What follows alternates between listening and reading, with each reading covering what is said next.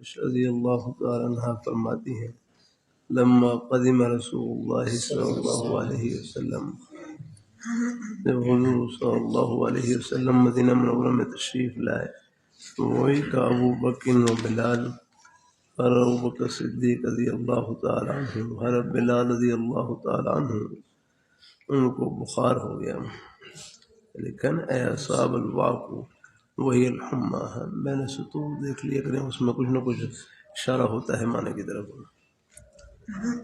مزید جب آپ خدمت کرنے لگے تو اور بھی اپنے بزرگوں کی جو خدمات ہیں وہ بھی ہیں سامنے رکھ لی، اسے بھی اپنے الحمدللہ عربی کی، فارسی کی، اور بھی جو کسی اپنی زبان میں کتاب خود وہ بھی خیر ضرور پہ رکھ سکتے ہیں۔ پھر ہم پہلا اصل یہی کہ پہلے متن کو متن میں حل کرنے کی کوشش، حاشیے میں بھی انشاءاللہ یہ تھوڑی بہت جو بنیادی چیزیں ہیں ان کی برکت سے بہت سا مطلب تو الحمدللہ فوراً آپ مطالعے سے سمجھ جائیں گے، باقی پھر ضرور کری پھر وہ چیزیں جب خدمت کرنے لگیں۔ اللہ تعالیٰ اپنی مہربانی فرمائے، میں بھی مطالعہ کرتا ہوں، اللہ تعالیٰ کی توفیق سے الحمدللہ اپنی سب جیسے موقع ملتا ہے سب چیزیں اللہ تعالیٰ آسانی فرمائے، اللہ تعالیٰ قبول فرمائے۔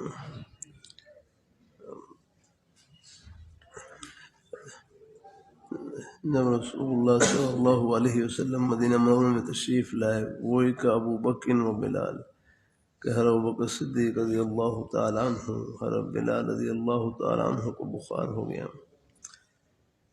فرماتی ہیں میں دونوں پر داخل ہوئی، فقلت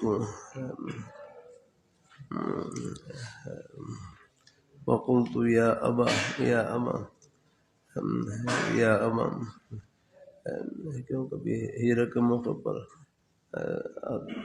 تشریف لائی تو ابھی عمر بھی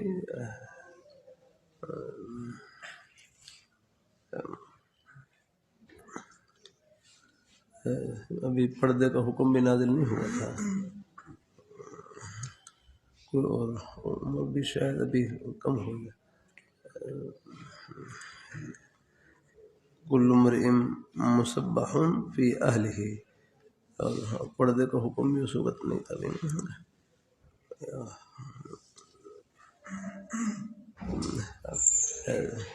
یا ابا کیف تجد، کیا ابو صدیق رضی اللہ تعالیٰ والد بلال رضی اللہ تعالیٰ سے پردے کا، لیکن پردے کا بھی حکم نازل نہیں ہوتا۔ اللہ تعالیٰ اپنی مہربانی فرما، اللہ تعالیٰ اپنی مہربانی فرما، اللہ تعالیٰ اور ابو بکر صدیق رضی اللہ تعالیٰ عنہ جب ان کو بخار ہوا اور ان کو بخار نے پکڑا تو بس یہ اشعار پڑھ رہے، کل امرئ مسبح فی اہلہ والموت ادنی من شراک نعلہ، کہ ہر آدمی اپنے گھر میں صبح کر رہا ہے، ہر آدمی اپنے گھر میں صبح کر رہا ہے، اور موت ان کے جوتے کے تسمے سے بھی زیادہ قریب ہے۔ یعنی ہر ایک نے سفر کرنا ہے۔ اور بلال رضی اللہ تعالیٰ عنہ، ہر بلال رضی اللہ تعالیٰ عنہ اذا اقلع عنہ، ہم مکہ مکرمہ سے ہجرت کر کے تشریف لائے تو چونکہ کوئی آخریات تو رہتی ہے نا اپنے وطن کی اور اپنے علاقے کی، جب ان سے ذرا غشی دور ہوتی تو یرفع وقیرتہ، تو اپنی آواز کو بلند کرتے اور یہ اشعار پڑھتے، الا لیت شعری هل ابیتن لیلۃ، کاش کہ مجھے معلوم ہوتا کہ میں رات گزاروں ایسی وادی میں، بواد وحو دھیان سے، حولی کا معنی کیا ہوگا؟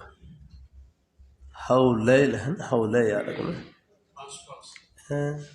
ہاں میرے آس پاس ہے، یا حولی پڑھیں گے، حولے ٹھیک، حولی میرے ارد گرد ہے، ٹھیک ہے، حول ٹھیک ہے، وہ حولی، وہ حولی بھی ادخل جزاک اللہ۔ کہ میرے ارد گرد اذخر گھاس اور جلیل. اب جلیل کا معنی دیکھیں، خود دیکھیں حاشیے میں، اذخر گھاس تو ہے ہی نہیں، اذخر گھاس ہے. اور جلیل کا معنی لکھا ہوا ہے حاشیے میں، دیکھ کے بتائیں. ہاں نبت ضعیف ہے. ہاں اللہ تعالیٰ اپنی مہربانی فرمائے. یہ خصاص کا معنی کیا ہے؟ یحشا بہ خصاص البیوت. ہاں چلو دیکھ کر بتلائیں گے چھوٹے چھوٹے بہت ہی. بہرحال یہ بھی ایک بوٹی ہے وہاں، جیسے اذخر گھاس یہ بھی ایک بوٹی ہے، تو یہ بھی ایک بوٹی تھی. نبت ضعیف ایک ہے نا، ضعیف کمزور سی بوٹی جو اڑ رہی ہوتی ہیں، چھوٹی چھوٹی بوٹیاں اڑ رہی ہوتی ہیں. بھی خصاص. اب خصاص کا مطلب دیکھ کر بتلا دیں، کچھ آتی ہے جیسے بالوت کتاب دیکھ لینا اس میں. اور وہل اردن یوم میاہ مجنت وحل یبدو علی شام و تفیل. کہ میں وارد ہوتا ایک دن ہے یہ مجنہ کے پانی میں. مجنہ کا معنی کیا ہے؟ یہ بھی ایک جگہ کا نام ہے. اور میرے لیے ظاہر ہوتی، کہ میرے لیے ظاہر ہوتی شامہ اور تفیل. شامہ اور تفیل بتلا دیں یہ کیا ہے؟ ہاں شامہ اور تفیل یہ دونوں وہما جبلان، یہ دونوں پہاڑ ہیں کہ میرے سامنے پہاڑی ظاہر ہوتی ہیں. تو رب بلال رضی اللہ تعالیٰ عنہ ابھی ہجرت کر آئے تو وہ مکہ مکرمہ کی یاد ان کو آ رہی آگے. میں حضور قالت عائشہ، ہاں یہ نکاح ہو گیا تھی اس وقت کی بات ہے. میں حضور صلی اللہ علیہ وسلم کی خدمت میں حاضر ہوئی اور میں نے حال کی خبر دی. پھر آپ صلی اللہ علیہ وسلم نے یہ دعا دی، اللہم حبب الی المدینہ کحبنا. پہلی بات یہ نکاح ہو چکا تھا. ہاں تو بہرحال لیکن چونکہ پردے کا حکم نازل نہیں ہوا تھا اس لیے رہا.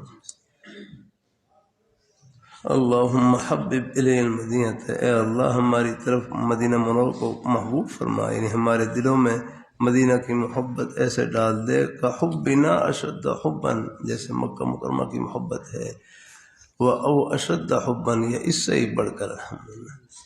وہ صحیحہ کا معنی کیا ہے؟ یا اللہ ان کو بیماریوں سے تندرستی عطا فرما، اور ان کے لیے سام اور مد میں برکت عطا فرما. یا اللہ اور ان کے بخار کو جحفہ کی طرف بھیج دیں، جحفہ کی طرف منتقل کر دیں.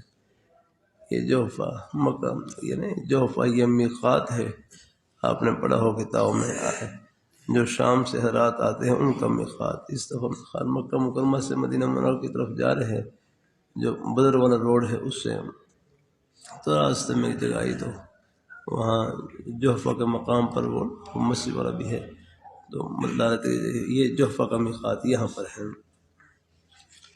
تو وہاں پر حاشیے میں لکھا وکان اہل الجحفۃ اذ ذاک یہود، اس وقت وہاں پر یہودی آباد تھے. تو یہودی تو ان کے اوپر تو ویسے بھی ہیں. ہاں شگا جزاک اللہ ہے. ہاں سراج ابھی دیکھو اب ایسے میں تو بہت سی چیزیں ایسی ہیں جب مطالعہ کریں گے تو ہونا ہے کچھ یہاں سے معلوم ہو جائیں گے، ورنہ پھر لغت میں دیکھ لیں. انشاءاللہ اللہ سے تو کوشش کے ساتھ لگے رہیں تو انشاءاللہ اللہ پاک مہربانی فرما دیتے ہیں. یعنی یہ بھی ایک گھاس تھی، معمولی ہلکی سی گھاس جس سے مکانوں کے شگاف کو بھرا جاتا ہے. جزاک اللہ.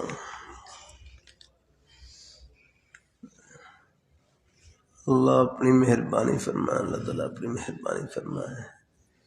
تو یہ عارف نے اس بخار کو وہاں جو یا اللہ جحفہ کی طرف منتقل فرما دیں.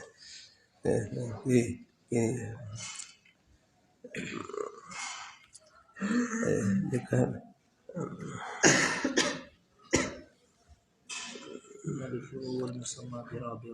ہاں رابط آج کے نام کیا ہے اس کا؟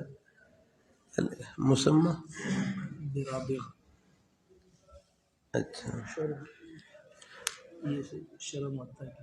اچھا ٹھیک نیچے لکھا بینستو.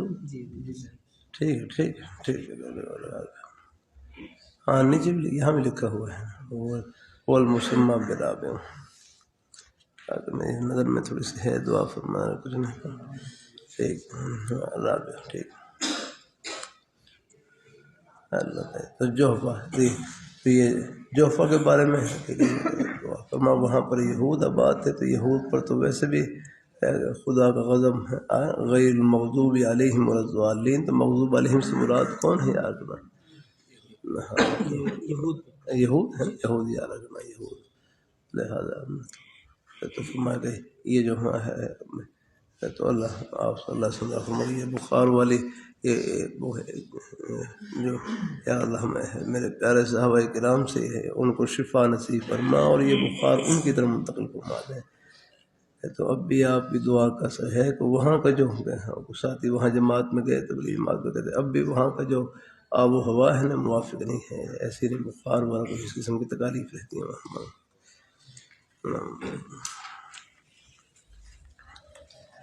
آگے چلیں. وبه قال حدثني عبد الله بن محمد قال حدثنا هشام قال اخبرنا معمر بن الزهري قال حدثني عروة عن عبيد الله بن ابي نصر ودخلت على عثمان وقال بشر بن شعيب حدثني عن الزهري حدثني عروة بن الزبير ان عبيد الله بن ابي بن خيار اخبره قال دخلت على عثمان فتشهد ثم قال اما بعد فان الله بعث محمد صلى الله عليه وسلم بالحق وكنت ممن استجاب لله ولرسوله وامن بما بعث به محمد ثم هاجرت هجرتين ونلت سير رسول الله صلى الله عليه وسلم وبايعته فوالله ما عصيت ولا غششته حتى توفاه الله تاب واسحاق الكلبي وحدثني الزهري ومثله. وبه قال حدثني يحيى بن سليمان قال حدثني ابن باب قال حدثنا مالك واخبرني مسلم بن شهاب قال اخبرني عبيد الله بن عبد الله ان ابن عباس اخبره ان عبد الرحمن بن عوف رضي الله تعالى عنه رجع الى اهله وهو بمنن في اخر حجه حج عمر فوجدني فقال عبد الرحمن فقلت يا امير المؤمنين ان الموسم يجمع رعاء الناس فاني ارى ان تمهل حتى تقدم المدينه فإنها دار الهجرة والسنة وتخلص لأهل الفقه وأشراف الناس وذوي رأيهم. وقال عمر لا أقومن في أول مقام أقيمه بالمدينة. بسم الله الرحمن الرحيم. اللهم صل على محمد النبي الأمي وعلى آله وسلم تسليما كثيرا.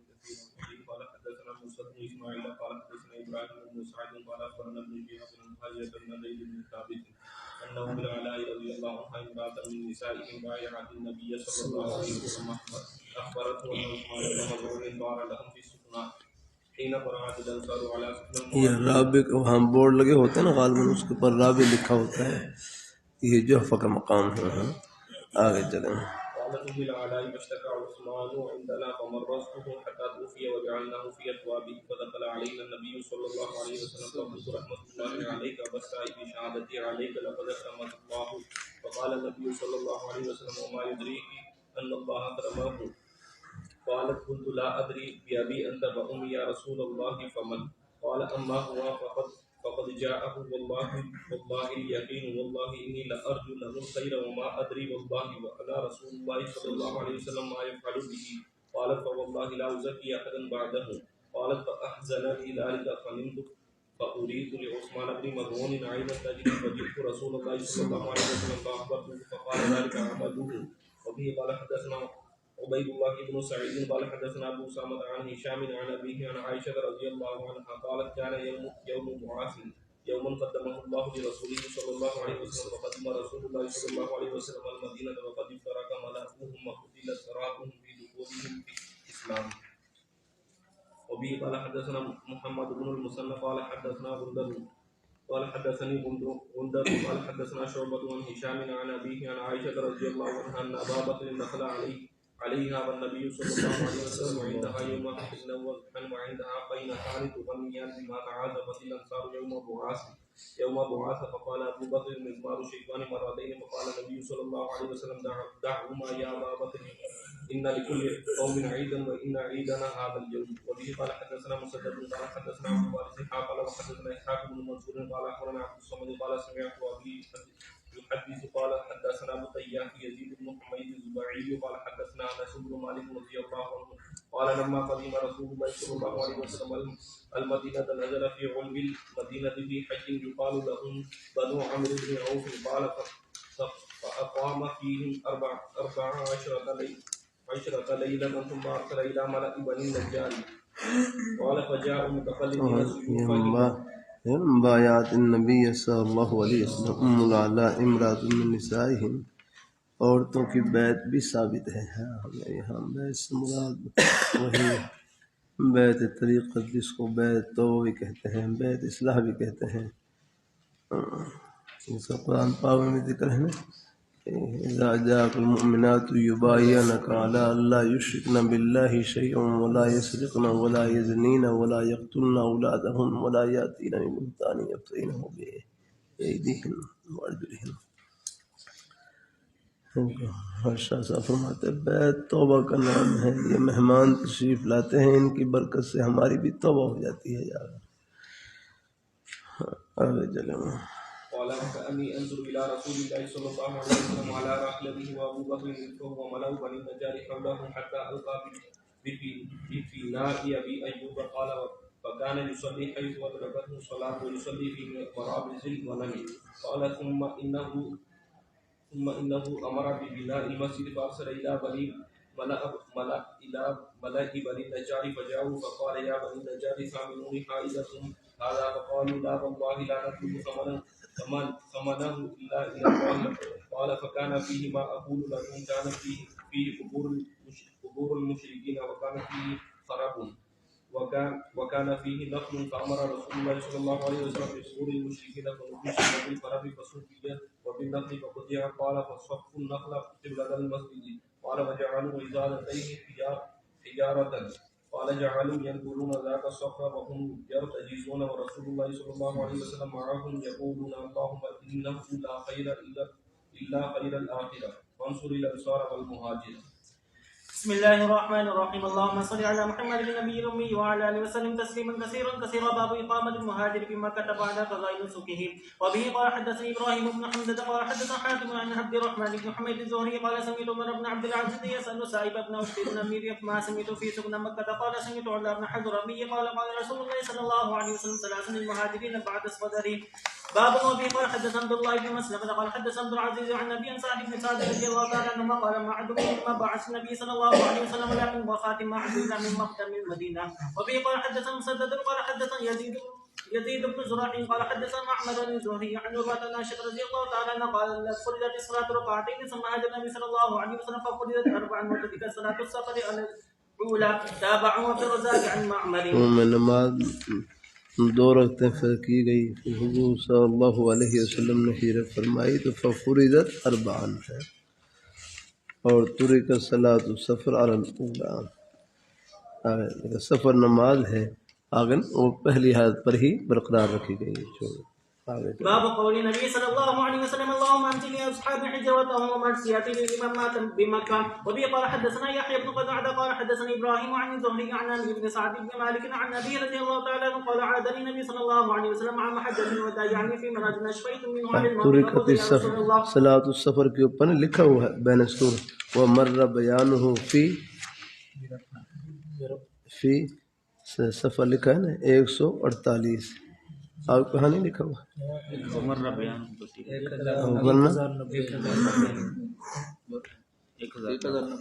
آپ کے ہاں وہ ہوگا صفحہ، یہاں پر 100 آپ دیکھ لیں وہاں پر ایسا گزرا ہوگا، یعنی پہلے بھی گزری ہی حدیث بھی ہوگا.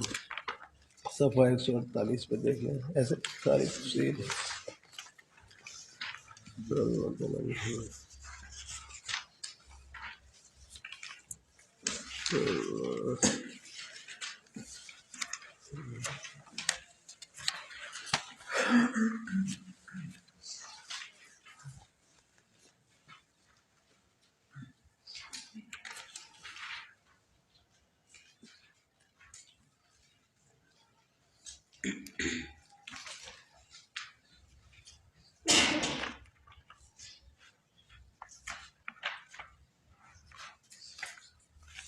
صفحہ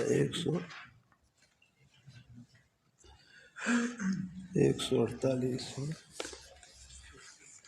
ہاں یہاں دیکھیں گے.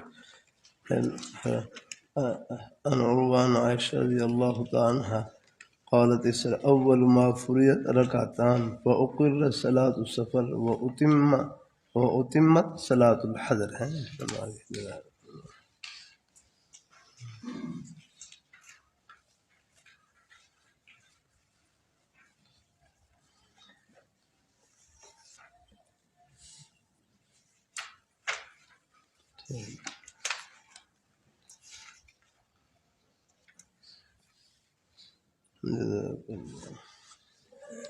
باقی حاشی میں پھر آگے وہ تفصیلی اختلاف لکھا ہوا ہے۔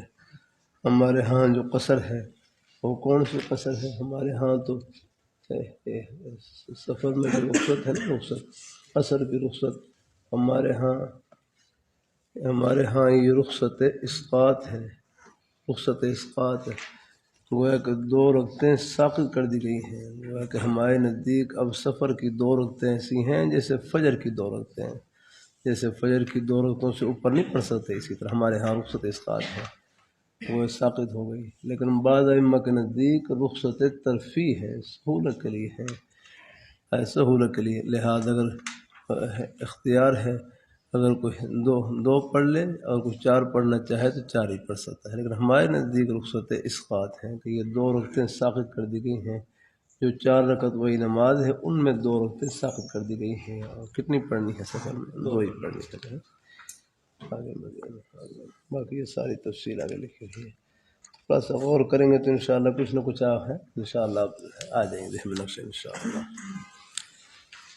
آگے چلیں۔ وبه قال حدثنا يحيى بن قتادة قال حدثنا ابراهيم عن الزهري عن عامر بن سعد بن مالك عن ابي رضي الله تعالى عنه قال عاد النبي صلى الله عليه وسلم عام حجة الوداع يعني في مرض اشفيت منه على الموت فقلت يا رسول الله بلغ بي من الوجع ما ترى وانا مال ولا يلبسني الا ابنة لي واحدة افاتصدق بثلث مالي قال لا قال فتصدق بشطر قال الثلث يا سعد والثلث كثير انك ان تذر ذريتك خير من ان تذرهم عالة يتكففون الناس.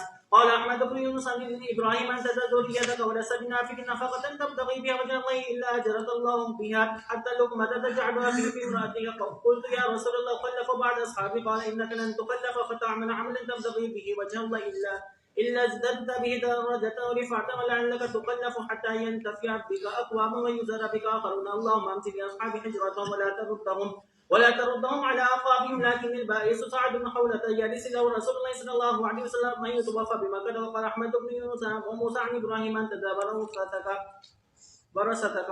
باب كيف أخى النبي صلى الله عليه وسلم بين أصحابه. وقال عبد الرحمن بن عوف رضي الله تعالى عنه النبي صلى الله عليه وسلم بيني وبين سعد بن ربيع لما قدمنا المدينة. وقال أبو جحيفة رضي الله تعالى عنه النبي صلى الله عليه وسلم بين سلمان وأبي الدرداء. وبه قال حدثنا محمد بن يوسف أن تذر ذريتك وليس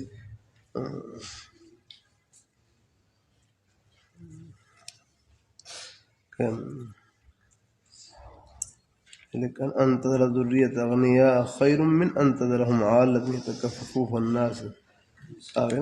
اپنی اولاد کو غنی چھوڑنا بہتر ہے اس بات سے کہ وہ غریب ہوں، مفلس ہوں اور لوگوں کے سامنے ہاتھ پھیلائے۔ اپنی اولاد کے لیے بھی اگر ان کے لیے بہرحال حسب توفیق جہاں تک ہو سکے ان کی خدمت اور ان کے لیے بھی ان کو اچھی حالت میں چھوڑنا، یہ بھی ہے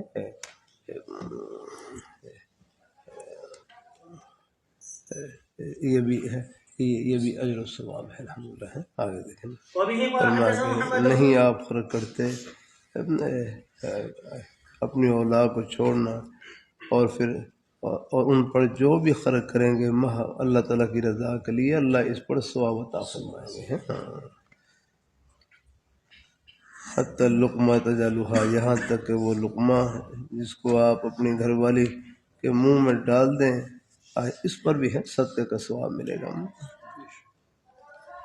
قلت، میں نے کہ یا رسول اللہ اخلف بعد اصحابی، قال انک لن تخلف فتعمل عملا تبتغی به وجہ اللہ الا ازددت به درجۃ ورفعا۔ آگے چلیں۔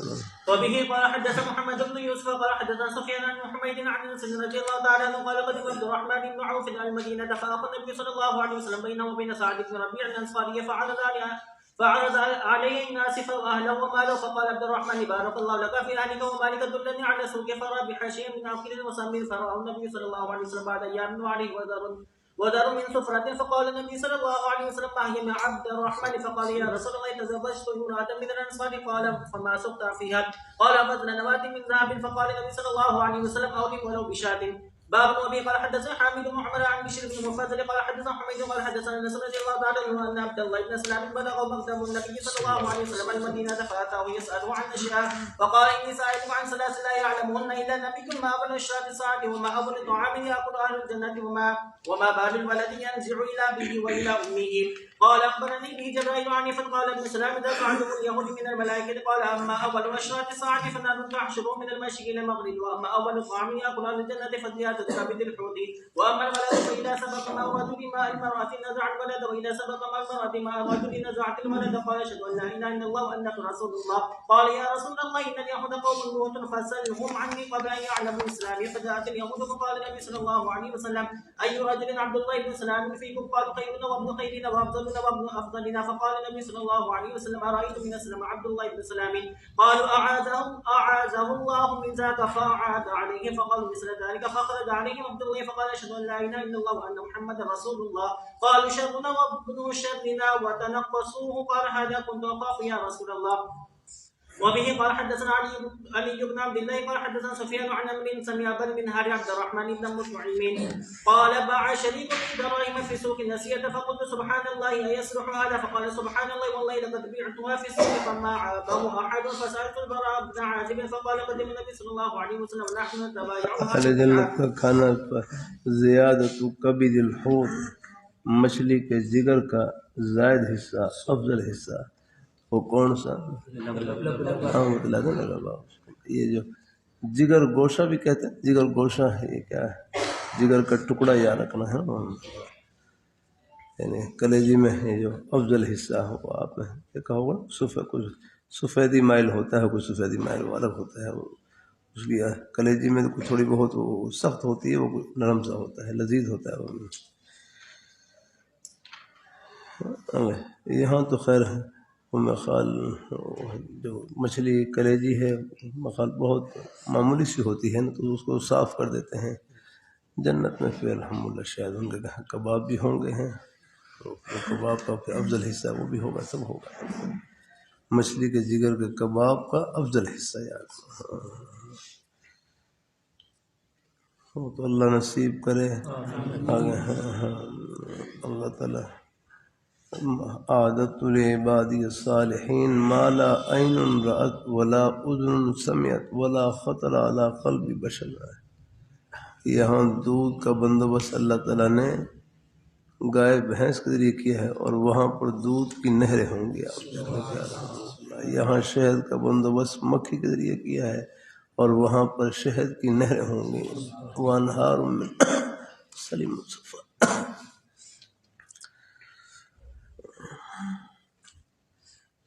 اللہ تعالیٰ رقائت یوسف رحمۃ اللہ علیہ خطبات میں بہت پہلے میں نے کہیں پڑھا تھا، دیکھو جنت میں جو کھانا ہوگا وہ وہاں بھوک تو ہوگی نہیں، وہاں پر کھانا بطور تلذذ کے ہوگا۔ جیسے کھانا کھانے کے بعد اب بھوک تو تقریباً ختم ہو گئی، اب بعد میں جو پھل کھاتے ہیں، پھل وغیرہ کھاتے ہیں، کیلے سیب وغیرہ کھاتے ہیں، کوئی اور پھل رکھا ہوتا ہے، یہ بطور تلذذ کے ہوتا ہے یاد رکھنا۔ جنت میں جو کھانا ہوگا بطور لذت کے ہوگا، اور بطور لذت کے بھی کتنا، اس جگہ پڑھا تھا میں نے کہ ایک وقت میں 100 من کھانا کھائے گا، 100 من، اور بس ایک خوشبودار ڈکار آئے گی، سب ہضم، اب اگلی دعوت شروع۔ اللہ اپنی حبیب اللہ کی نعمت ہے محمد، سب کو نصیب فرمائے۔ اللہ تعالیٰ اپنی مہربانی فرمائے، اللہ تعالیٰ کے انعامات سبحان اللہ۔ آگے چلے، یہاں بھی سب کچھ اللہ تعالیٰ کا ہی دیا ہوا ہے۔ اگر اللہ پاک نے گلے میں پیاس رکھی، حلق میں پیاس رکھی ہے، تو پیاس بجھانے والی نعمتیں بھی اللہ تعالیٰ نے عطا کی ہیں۔ پانی کی نعمت اس نے عطا کی، اور جتنے بھی آپ دیکھ لیں شربت جوس وغیرہ اور کریں گے سب کچھ انہیں کی عطا ہے۔ تو یہ اگر جوس پھلوں سے نکلتا ہے تو کوئی ہے تو آپ دیکھ پوری دنیا کی دولت اکٹھی کر لیں، کوئی ایک کیلا نہیں پیدا کر سکتے، ایک سیب نہیں پیدا کر سکتے۔ سب ان میں غدہ پیدا کرنا، ان میں مٹھاس پیدا کرنا، ان میں جوس پیدا کرنا، یہ اللہ تعالیٰ کی طرف سے سب کچھ ہے۔ اللہ تعالیٰ ہاں دنیا کے بارے میں کہ دنیا مچھر کے پر کے برابر حیثیت، یہاں اللہ نے یہ نعمت دینا ہے، وہاں کیا کچھ ہوگا اوپر الحمدللہ۔ جہاں مہمان اہل جنت ہوں گے اور میزبان خود اللہ پاک کی پیاری ذات ہوگی، رحمت رب العالمین ہوں گے الحمدللہ۔ آگے چلیں ذرا۔ فقال ما كان يدا بيد فليس به باس وما كان نسية فلن يصلح ولك زيد بن أرقم فسأله فإنه كان أعظمنا تجاوة فسألت زيد بن أرقم فقال مثله. وقال سفيان مرة فقال قدم علينا النبي صلى الله عليه وسلم المدينة ونحن نتبايع. وقال نسية إلى الموسم أو الحج. باب إتيان اليهود النبي صلى الله عليه وسلم حين قدم المدينة. هذا أصفار اليهود. وأما قول يهودنا تبناها ابن طائب وبه قال حدث مسلم بن إبراهيم قال حدثنا قرة عن محمد عن أبي هريرة رضي الله تعالى عنه عن النبي صلى الله عليه وسلم قال لو آمن بي عشرة من اليهود لآمن بي اليهود. وبه قال حدثنا أحمد ومحمد بن عبيد الله الغداني قال حدثنا حماد بن سامة قال أخبرنا أبو عميس عن قيس بن مسلم عن طارق بن شهاب عن أبي موسى رضي الله تعالى عنه قال دخل النبي صلى الله عليه وسلم المدينة وإذا ناس من اليهود يعزمون عاشوراء ويصومون. فقال النبي صلى الله عليه وسلم ابو ہریرہ رضی اللہ تعالیٰ عنہ سے روایت ہے، حضور صلی اللہ علیہ وسلم نے ارشاد فرمایا لو آمن بی عشرۃ من الیہود لآمن بی الیہود ہے، جیسے لکم دینکم ولی دین، یا پر فتح ہی پڑھ سکتے ہیں۔ حضور صلی اللہ علیہ وسلم مکہ مکرمہ سے ہجرت کر کے مدینہ منورہ تشریف لائے، یہاں پر یہود ہیں کثرت سے آباد تھے، تو آپ صلی اللہ علیہ وسلم نے فرمایا کہ لو آمن بی عشرۃ من الیہود، یہ وہاں مدینہ منورہ میں یہود کے 10 بڑے علماء تھے، 10 بڑے علماء۔ اگر یہود کے یہ 10 بڑے علماء، یہ 10 بڑے سردار، یہ 10 ہیں، یہ بڑے بڑے علماء، یہ اگر مجھ پر ایمان لے آئے تو ان کے پیچھے پوری یہودیت ایمان لے آیا۔ لیکن ان 10 میں سے خوش نصیب حضرت عبداللہ ابن سلام رضی اللہ تعالیٰ عنہ، ان کو اللہ تعالیٰ نے ایمان کی سعادت سے نوازا، وہ مسلمان ہوئے۔ جب مسلمان ہوئے تو خود فرماتے ہیں اول ما سمعت من کلام رسول اللہ صلی اللہ علیہ وسلم، کہ حضور نبی کریم صلی اللہ علیہ وسلم کی مجلس میں مسلمان ہونے کے بعد جو پہلی کلام سنی، بالکل ان کے نام کی مناسبت سے آپ صلی اللہ علیہ وسلم کی زبان اقدس پر یہ ارشاد جاری ہوا، فرمایا افشوا السلام واطعموا الطعام وصلوا الارحام وصلوا باللیل والناس نیام تدخلوا الجنۃ بسلام۔ نام بھی عبداللہ ابن سلام۔ افشوا السلام، کہ تم سلام کو پھیلاؤ۔ اسے پڑھنا حدیث میں السلام علی من عرفت ومن لم تعرف، ہر ایک کو سلام کریں، خواہ آپ ان کو جانتے ہوں یا نہ جانتے ہوں، ہر ایک کو سلام کریں۔ حدیث میں آتا ہے البادئ بالسلام بریء من الکبر، سلام میں پہل کرنے والا ان کے دل میں تکبر نہیں ہوتا ہے۔ اللہ تعالیٰ اپنی مہربانی فرمائے، اللہ تعالیٰ اپنی مہربانی فرمائے۔ اور وصلوا الارحام، افشوا السلام واطعموا الطعام، کھانا کھلاؤ، تم کھانا کھلاؤ۔ طلباء سے رکھ کر دیتا ہوں بھائی، ساری سنتوں پر ہم ہی عمل نہیں کر رہے ہوتے، کوئی اور بھی کر رہے ہوتے ہیں یار۔ کھانا کھلانے والی سنت، آپ تو کھانا کھانے والوں میں سے ہیں، جو حضرات آپ بھی ایک لقمے کی خدمت کر رہے ہیں وہ سب ماشاء اللہ ہے، اس فرمان پر عمل کر رہے ہیں الحمدللہ، ان کو ثواب مل رہا ہے۔ واطعموا الطعام ہے نا، یہ آگے جلسوں میں جاتا ہوں ان کی دل جوئی کلیئر کر دیتا ہوں بھائی، آپ عوام میں سے نہیں، آپ کا اصل نام یہ ہے کہ آپ محبین میں سے ہیں، محبت کرنے والوں میں سے الحمدللہ۔ اللہ تعالیٰ کے دین سے محبت، طلباء سے محبت، اساتذہ کرام سے محبت، قرآن پاک پڑھنے والوں سے محبت، حدیث شریف پڑھنے والوں سے محبت، یہ محبتیں ایسی ہیں کہ آخرت کی خوشیوں میں سب کو ملائیں گی۔ اب آپ پڑھ رہے ہیں، جو پیچھے والدین ہیں، آپ دیکھ رہے ہیں کسی کے والد بیچارے محنت مزدوری کرنے والے، کھیتی باڑی کرنے والے، ملازمت کرنے والے ہیں، اپنی حق حلال کی روزی کے بہانے مصروف اور وہ آپ کی خدمت کر کے اور اپنی جنت کما رہے ہیں الحمدللہ، تو ان کو حقیر نہیں سمجھنا، ان کو ہی بھائی وہ بھی آپ کی پڑھائی میں ہے برابر کے شریک ہے الحمدللہ۔ بعض دفعہ کچھ عملی کمزوری ہوتی ہے تو اس کے لیے دعائے خیر کرتے رہیں الحمدللہ، اللہ پاک سب کو اللہ پاک ہدایت نیکی کی توفیق عطا فرمائے، نرمی سے کہنا سنت ہے، ترغیب ہے۔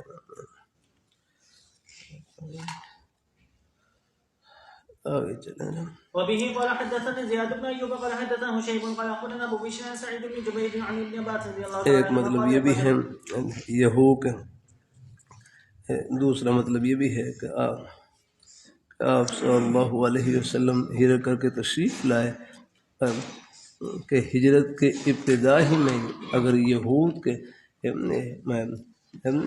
یہود میں سے 10 یہودی مسلمان ہو جاتے تو پوری یہودیت ان کے پیچھے مسلمان ہو جاتی، 10 یہودی چاہے وہاں یعنی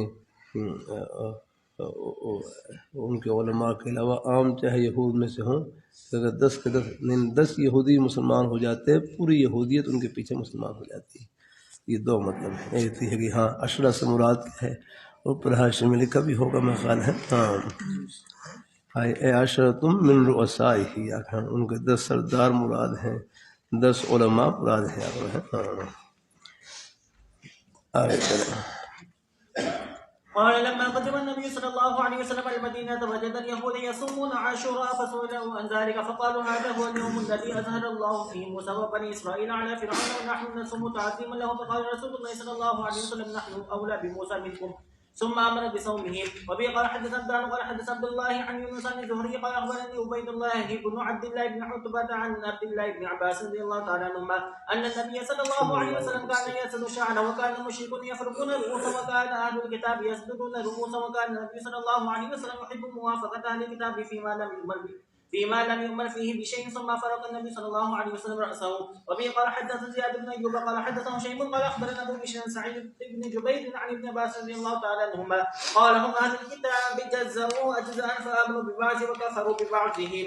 باب اسلام سلمان الفارسي رضي الله تعالى عنه. وبه قال حدثنا حسن بن عمر بن شقيق قال حدثنا معتمد قال بحاقا وحدث ابو عثمان عن سلمان الفارسي رضي الله تعالى عنه انه تداوله 19 من رب الى رب.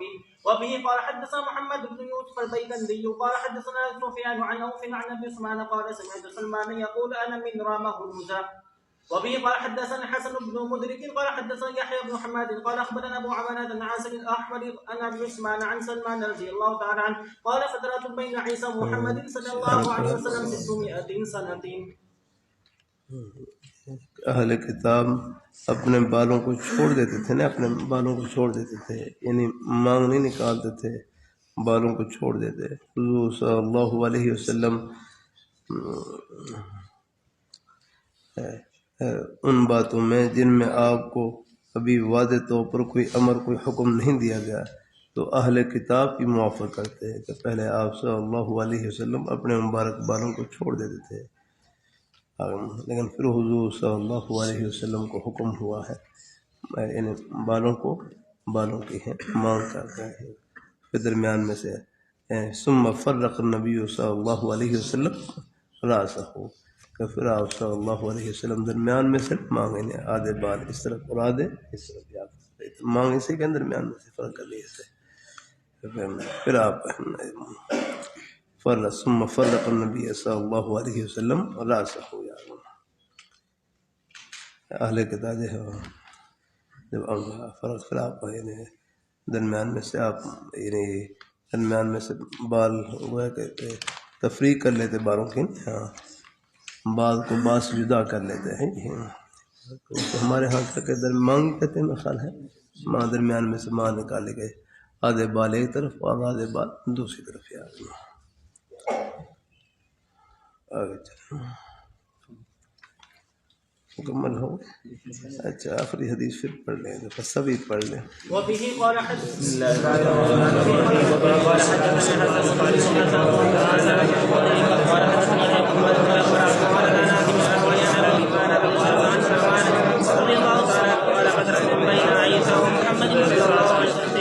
لعنته فقال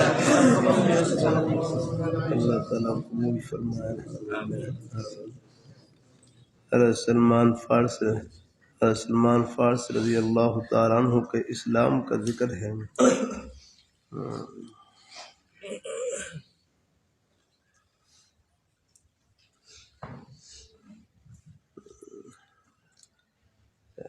اوپر حاشیے میں لکھا ہوا ہے نا قصۃ مشروعۃ وہی انہ کان مجوسیا. ہاشم نظر آتا ہے. یہ سلمان فارس رضی اللہ تعالیٰ عنہ مجوسی تھے. فہرب من ابیہ، پھر اپنے باپ سے حق کی طلب کے لیے، حق کی تلاش کے لیے وہاں سے بھاگے. فلحق براہب، پہلے ایک راہب سے ملے، تو اس کے بعد رہبانیین کی ایک جماعت سے ملے. تو بہرحال یہ کے بعد دیگر مختلف راہبوں سے ملتے رہے. آگے کیا لکھا ہے؟ لی لفظ کیا ہے آگے؟ ہاں لی، ہاں نہ اس سے پہلے کیا ہے؟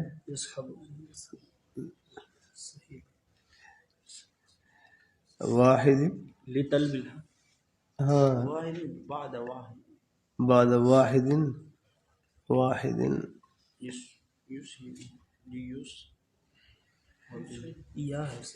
نہ ہاں یصحبہم، ان کی صحبت، یصحبہم یصحبہم یا یصحبہم، ان کی صحبت اختیار کرتے، ان کے پاس رہتے، وفات تک ان کے پاس رہتے ہیں. ہاں یصحبہم کہنے صحیح، یصحب اگر ہے کہ ان کی صحبت اختیار کرتے، وفات یعنی پھر ایک راہب سے ملتے، پھر اس کے بعد ہیں پھر اسم بجماعت رہبانیین واحد، ایسے ان کی وفات ہوتی، پھر دوسرے راہب کے پاس، پھر تیسرے راہب کے پاس، ایسے ہیں. اور پھر آخر میں ودل، جو آخر میں راہب تھے انہوں نے پھر رہنمائی کی کہ اب آپ ان حجاز کی طرف چلے جائیں. اور فرمایا اب نبی آخر زمان صلی اللہ علیہ وسلم کے ظہور کا زمانہ قریب آ رہا ہے، اب آپ حجاز کی طرف چلے جائیں. یہ فقصد ما قوم من العرب ہیں، تو یعنی عرب قوم کا قافلہ جا رہا تھا، ان کے ساتھ ہو لیے، لیکن انہوں نے فغدروا به، انہوں نے شرکنی کی. فباعوہ، راست وادی القریٰ مکہ مکرمہ میں جا کر ان کو فروخت کر دیا. بس وعسیٰ ان تکرہوا شیئا وہو خیر لکم، الحمد للہ. بعض دفعہ چیز ناگوار ہوتی ہے، لیکن اللہ اس میں کتنی خیر چھپا رکھی ہوتی ہے. بظاہر تو یہ غلط تھا، دھوکہ تھا ان کا، ہم بیچ دیے وہاں مقام میں، لیکن پھر آگے یہودی، ایک بنی قریظہ کے یہودی نے خرید لیا اور وہ ان کو مدینہ منورہ لے آئے. اور پھر یہ زمانہ تھا کہ حضور صلی اللہ علیہ وسلم کہتے ہیں فاقام مدتاً، ایک عرصے تک مقیم رہے، حتیٰ کہ حضور صلی اللہ علیہ وسلم ہجرت کر کے مدینہ منورہ تشریف لے آئے. اب ان کی خوش بختی کا زمانہ شروع ہو گیا. سبحان اللہ. سچی طلب ہو تو اللہ پاک پہنچا دیتے ہیں الحمدللہ اپنی منزل پر. ہاں اللہ تعالیٰ کی سنت یہی ہے سچی. اللہ یجتبی الیہ من یشاء ویہدی الیہ من ینیب. اللہ تعالیٰ جس کو چاہے اپنی طرف کھینچ لیں، لیکن جو منیب ہے، جو ہدایت کا طالب ہے، اس کو تو اللہ تعالیٰ ضرور ہدایت نصیب فرماتے ہیں. تو بہرحال ہے کچھ عرصہ مقیم رہے، وہیں ہے وہاں ہے نا کھجور کے باغات میں کام کرتے تھے وہاں پر. حتیٰ قدمہا رسول اللہ، تو حضور صلی اللہ علیہ وسلم مدینہ منورہ میں تشریف لے آئے. تو آپ کی نشانیاں بیان کی تھی کہ جو نبی آخر زمان ہوں گے ان کی نشانی یہ ہوگی کہ وہ اگر وہ یہاں لکھا پہلے کون تھے یہ علامات، راہب نے یہ 3 علامات بیان کی تھی نبی صلی اللہ علیہ وسلم کی. پہلی کون سی تھی؟ ہاں پہلے حضور کی خدمت میں صدقہ لے کر آئے، یعنی صدقہ لے کر آئے تو فلم یاکلھا، صدقہ آپ نے صدقہ ہے یعنی صدقے کا مال تناول نہیں فرمایا. پھر دوبارہ ہدیہ کم یعنی ہدیہ لے کر آیا کچھ تفاکل منہا، پھر حضور صلی اللہ علیہ وسلم نے اس سے تناول فرما لیا. اور پھر ایک ان کی آپ کی پشت مبارک پر مہر نبوت ہو گئی. بار روایات میں آتا ہے. پھر مولانا خان صاحب رحمۃ اللہ علیہ بیان فرما کے وہی نا وہی 2 نشانیاں، اور وہ تیسری نشانی بس ہے نا ارد گرد چکر لگا رہے. آپ صلی اللہ علیہ وسلم آپ کے قلب اطہر میں القاء ہو گیا کہ اس مقصد کے لیے ہے. تو لہٰذا آپ صلی اللہ علیہ وسلم نے اپنی چادر مبارک لے رکھی، اپنی چادر مبارک کو نیچے پیچھے کی جانب سے نیچے گرا دیا، اور انہوں نے اپنی آنکھوں سے دیکھ لی مہر نبوت. الحمدللہ اللہ تعالیٰ اپنی مہربانی فرمائے. بس خادم یہ 3 علامت تو فاسلم و سار من علماء، میں اسی وقت کہی 3 نشانی ہے. جب معلوم ہو گئی فوراً کلمہ پڑھ کر مسلمان ہو گیا. الحمدللہ. ان کی عمر کتنی تھی لکھا ہے نا؟ ہاں بتلاؤ کتنی عمر ہے؟ 250 سال تو بالاتفاق بلا خلاف. اب دیکھو یہ حاشیہ خدا آپ حل کر رہے ہیں. الحمدللہ یہی چیزیں ہیں.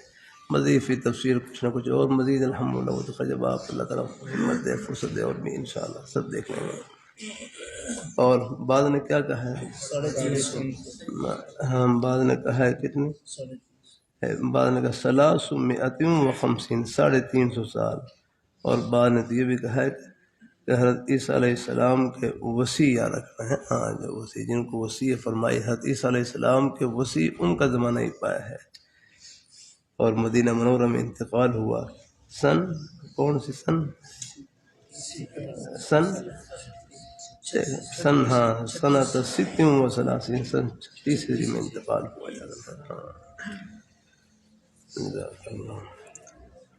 فرمایا حضرت سلمان فارسی رضی اللہ تعالیٰ عنہ سے روایت ہے، فرمایا فطرت کا زمانہ حضرت عیسیٰ علیہ السلام اور حضرت محمد صلی اللہ علیہ وآلہ وسلم کے درمیان کتنا ہے؟ 600 کتنا؟ 600 سال. 600 سال کا زمانہ ہے کہ حضرت عیسیٰ علیہ السلام اور حضرت محمد صلی اللہ علیہ وسلم فطر کا زمانہ ہے. اس دوران کوئی اور ہے اور نبی ہے، کوئی پیغمبر تشریف نہیں لائے ہیں. لکھا المدت التی لم یبعث فیہا رسول من اللہ، کہ اللہ تعالیٰ کی طرف سے کوئی پیغمبر کوئی رسول اس عرصے میں نہیں بھیجے گئے. یہ فطر کا زمانہ 6 سال کا ہے.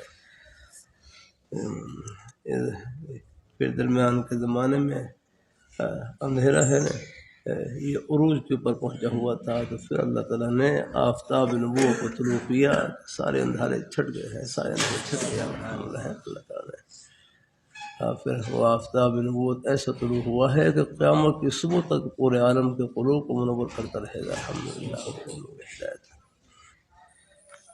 اللہ ہم سب کو اللہ پاک کی ذات اللہ اسی نور ایمان سے اللہ ہمارے سینوں کو منور رکھے. اللہ تعالیٰ نور ہدایت سے اللہ تعالیٰ آمین.